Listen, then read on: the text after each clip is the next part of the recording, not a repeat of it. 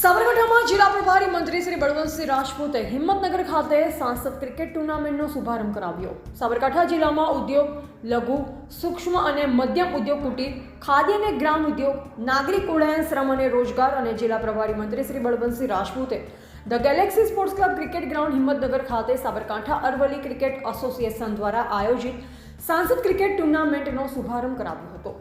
સાબરકાંઠા અરવલ્લીના ક્રિકેટ પ્રેમીઓ તેમજ યુવાનો માટે સાબરકાંઠા અરવલ્લી ક્રિકેટ એસોસિએશન દ્વારા સૌપ્રથમ વખત સાંસદ ક્રિકેટ ટુર્નામેન્ટનું આયોજન થઈ રહ્યું છે, જેનું પ્રભારી મંત્રી શ્રી બળવંતસિંહ રાજપૂતે ઉદ્ઘાટન કરાવી રમતવીરોમાં ઉત્સાહ વધાર્યો।